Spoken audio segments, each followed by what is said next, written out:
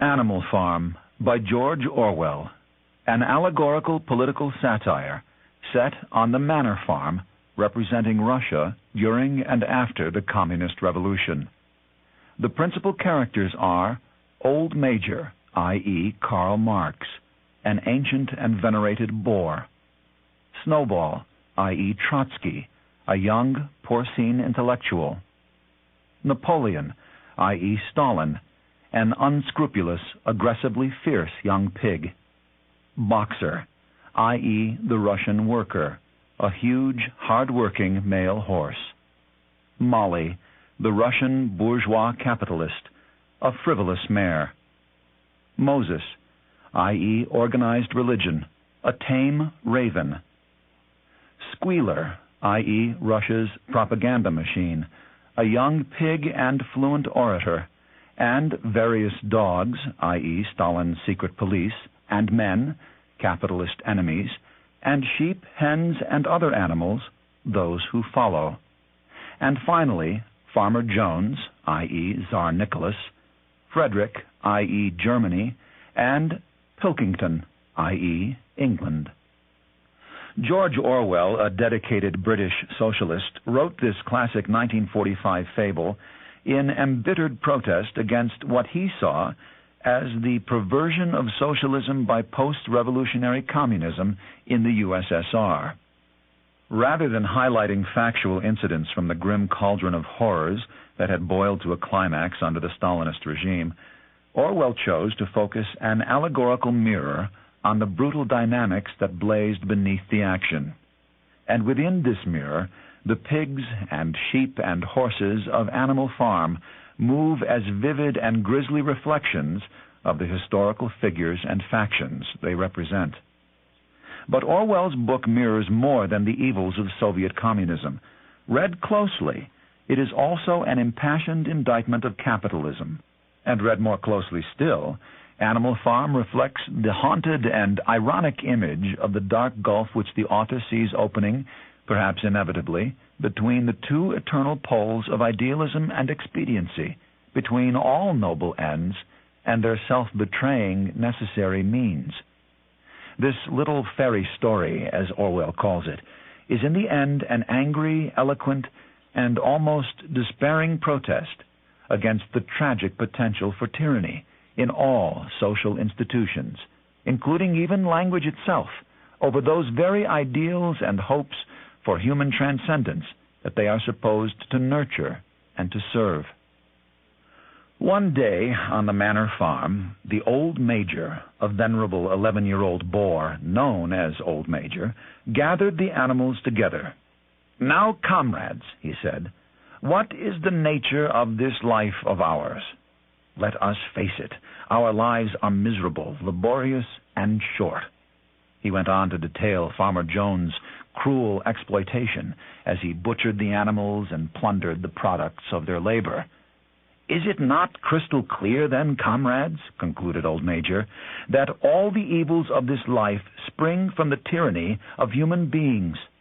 Only get rid of man, and the produce of our labor would be our own. All men are enemies, all animals are friends." At this passionate invocation of a world ruled by those whose lives and labor made it fruitful, the animals themselves, everyone broke into a rousing anthem until the disturbance was silenced for the time being by a round of shot fired above them by Farmer Jones. 3 days later, Old Major died, and the other pigs, generally recognized as the cleverest of the animals on the farm, began to expound his teachings on animalism. Napoleon and Snowball, preeminent among the younger pigs, led the discussions, which centered on open rebellion. At first, the other animals objected. Some were swayed by thoughts of food or loyalty. Others, like Molly, the cart horse, who loved the ribbons that Farmer Jones tied in her hair, actually enjoyed the frills that man provided. The pigs were angered by the apathy that greeted their call to battle. They were equally exasperated by the raven Moses, who squawked of forbearance and of a better life in heaven after death.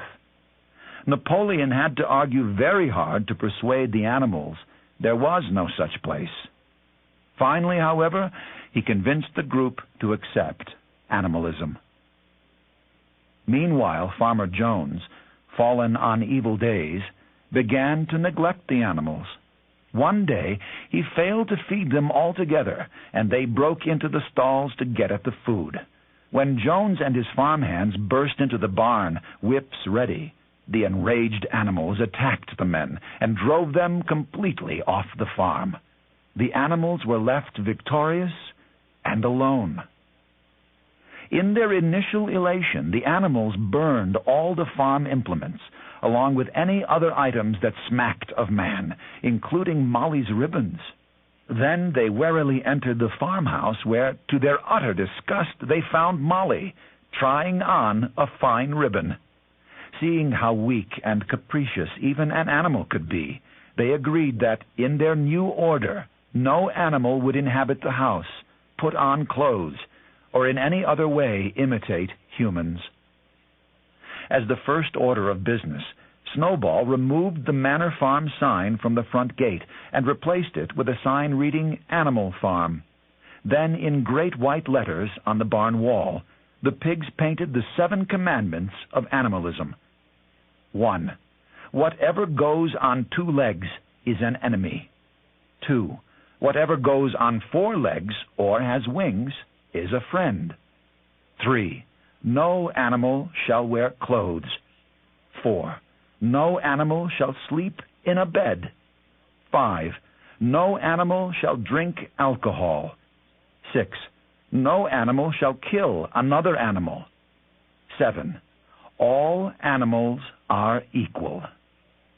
Just then the unmilked cows set up a loud lowing of complaint. The pigs, whose forehooves made good milkers, soon filled many buckets from the cows' swollen udders, but they left the apportionment of the milk until later, after more important work in the fields. When the animals came back in the evening, it was noticed that the milk had disappeared. Later, when the pigs also appropriated the wind-fallen apples, they explained that day and night we are watching over your welfare. It is for your sake that we drink that milk and eat those apples. Napoleon and Snowball now organized committees to put the others to work, though as managers they themselves participated in none of the actual labor. But the animals were given all the hay they could eat, and gradually they accepted the pigs' dominance. Meanwhile, Farmer Jones had spread the news of the uprising to his neighbors, Pilkington and Frederick. Frightened by the thought that their own animals might revolt, they agreed to form a contingent of men to launch a counterattack on Jones' farm. A fierce battle ensued.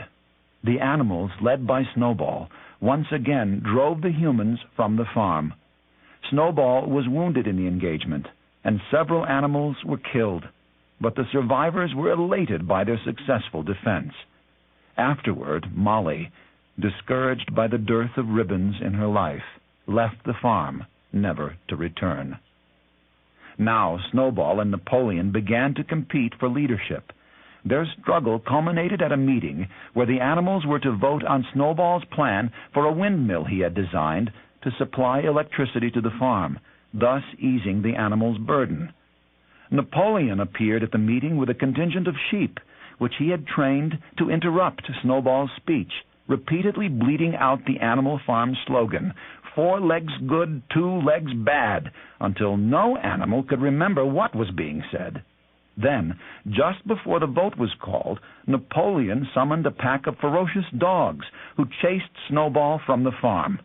After this display, the animals dared not question Napoleon's will, nor did they fail to note that the dogs he always kept around wagged their tails to him, as other dogs did to Mr. Jones.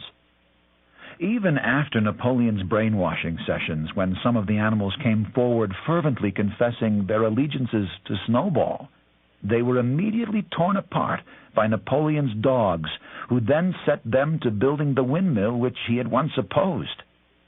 But it was the workhorse Boxer, in his simple-minded faithfulness, who truly inspired the animals. When Boxer promised that "I will work harder," and agreed that Napoleon is always right. Any objections to the project were silenced. The building of the windmill began. The pigs, as usual, did no actual work. While they supervised, Boxer wore himself out, hauling huge stones from the quarry. Napoleon then determined that certain materials would be needed to finish the mill, and decreed that he must bend the 2 legs bad rule, the first commandment of animalism, and deal with a man who could make their purchases. The animals were also placed on rations, in order that their surplus food could be sold to purchase the needed materials. When the hens were told that they had to give up their eggs, they put up a brief and futile resistance in which 9 hens were killed. The shocked animals consulted the list of commandments.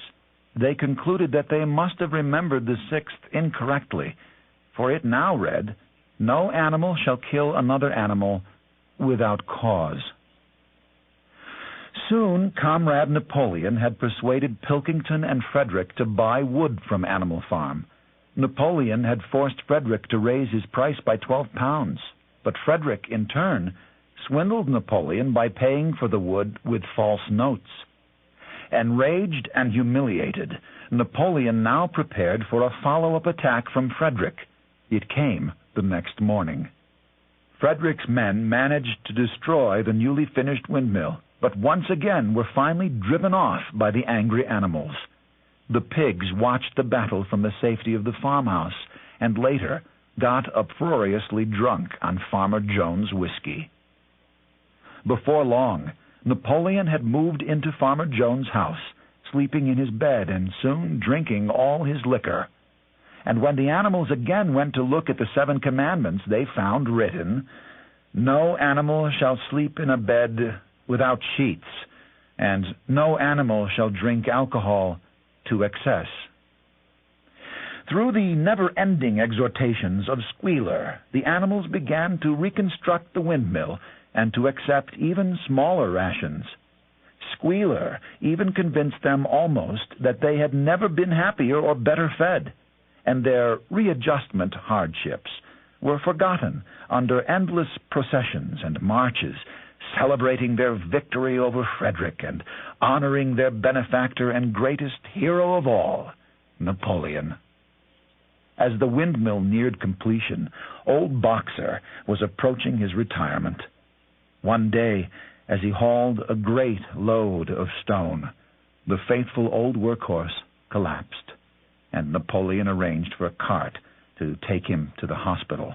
But when the already uneasy animals gathered to wave goodbye to their friend, they were told what was written on the hospital van's side: "Alfred Simmons, horse slaughterer and glue boiler." As they called out to warn Boxer, he tried to escape, but he was too feeble to kick his way out. The next day, Squealer assured everyone that he himself had been there at the hospital when Boxer died. The doctor, he said, had just bought the cart from the horse slaughterer. Relieved and chastened, the animals returned to their duties. Finally, the windmill was rebuilt, but rather than supplying power to the farm, it was used to grind corn, which was then sold for a profit. The suffering animals worked by now out of habit, still under the dim illusion that it was they who ran the farm. None of the old dreams had been abandoned. Then one day their illusions were shattered. Napoleon and his charges appeared in the yard, dressed in Jones' clothes, and striding on 2 legs instead of 4. In his hoof, Napoleon clasped a whip, while the sheep bleated, "4 legs good, 2 legs better." Indeed, the last commandment of animalism had been altered to read, "All animals are equal, but some animals are more equal than others." Later that day, Jones' neighbors arrived in their carts to be entertained. The animals gathered around while Pilkington toasted Napoleon for his successful management tactics, tidy profits, and his discipline of the animals. "If you have your lower animals to contend with, pronounced the human farmer, emptying his mug. "We have our lower classes." In pride, Napoleon announced that the name of Animal Farm would revert to Manor Farm, and in the end, the animals could not distinguish which of the guests were men and which were pigs.